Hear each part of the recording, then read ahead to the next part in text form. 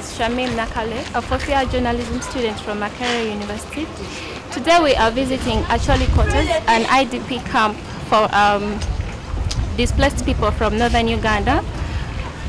And today we are very honored to talk to one of the women, Jennifer Adoch, and she's going to briefly tell us about life generally in this camp. So Jennifer, when did you come to Acholi Quarter? Actually, I came in Acholi Quarter in 2005. I came from Kidul district, and it was because of being affected by work, so I decided I'd live there and come this way in Kampala. How is life living like in a camp? Actually, as you're seeing, generally it is not so much easy. It is very difficult because the way we are earning a living here is not all that what we want, and few people can only afford to earn a living, but most of the people, it is really very hard for them even to take their kids to school or get a way to survive. Did you come here as a family or are you just here? Okay, me actually follow my sister here because my elder sister had already lived north and she was already here. So now when war started affecting us here, I had to leave our family members and I had to come along here. So I came and followed my sister. How did you survive when you first arrived in Acholi Quarter? Actually, when I just came in 2005, things were not easy. What you're not used to, you have to start. By that I mean, when I just came, we had to start working in stone quarry, which was not very much easy, and this was really a very hard time for us to start. Do you have any worries living in a camp, or any challenges you face living in a camp? Actually, as you see the life here, this is an IDP camp, so the life in the camp normally is not easy. You have to struggle for your own and get your survival. So as you see, most of the people, including me myself, our well-being is not okay because of the situation, and you have to work hard, and most of the people here in the quarter, they do not get enough education, so it's really very hard for them to get a work. And most of us at the moment, we depend on stone quarry, and some of us we roll bits. Only the few who had job and they are doing it. So do you think the war in northern Uganda in any way impacted on your life or on who you are today?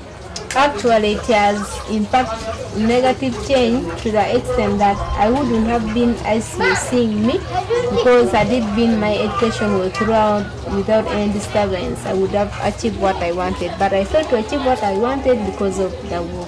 How many children do you have? I actually have 3 children.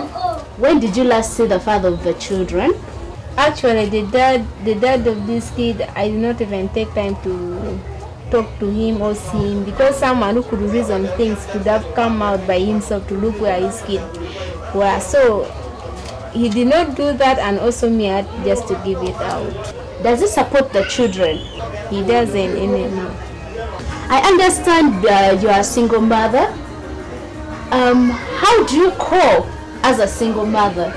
Actually, even though someone just says and see, it is not really easy to maintain children when you are a single mother, in the way that, you know, kids, they need mother love and daddy's love, so giving only love from a single parent is not so much easy, and that's what made me not to manage actually my children, and I had to decide and take them to the north with my mom. As a single mother, isn't it hard raising a child in the setting of a camp?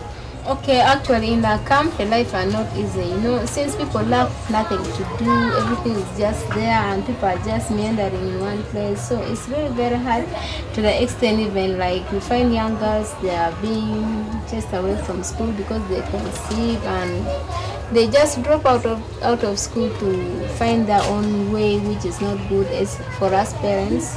For example, here at the quarter, people do a lot of activities whereby you find parents, they are so busy and they don't have time for their children. Children are just there, especially the girls. You find girls, most of the girls spoiling their education system.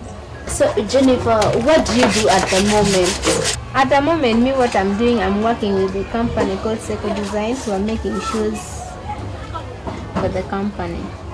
Do you have any prospects of a better life? Actually, here in the quarter, I'm not seeing any future, but my aim is to get some little income where I can start with them. I see the way forward and I go back in my homeland where there's none, I can do what I want. Yeah, so you're hoping to go and farm when you go to the north? Yeah. What is your last word to the people who are like you out there, single mothers, or even just women who are going through the same thing that you're going through? Okay, actually I can just tell them that patience pay. When you be patient and everything will go for you, right? And actually you put prayers to be your key to life, so everything is possible with God. Thank you so much, Jennifer, for honoring our invitation and for accepting to be with us here. We hope that the next time we can always come back here and do more projects with you again. You're welcome. I'm always around. Like Jennifer Adoj, so many women go through the same problems with life living in the Choli quarters. Adoj, so many women go through the same problems in the Choli quarters. But with the projects like right behind me, the project Have Hope, there's so much hope for the women, and they hope actually to go back to northern Uganda. Such programs help them, like the balcony gardening and all the other things that have been put in place to empower the women, have given the women hope for not only just tomorrow, but even for the next years. Thank you so much for joining us. I'm Flavia Isabel Adoraraj. Thank you for allowing me to see myself the way you see me. Thank you.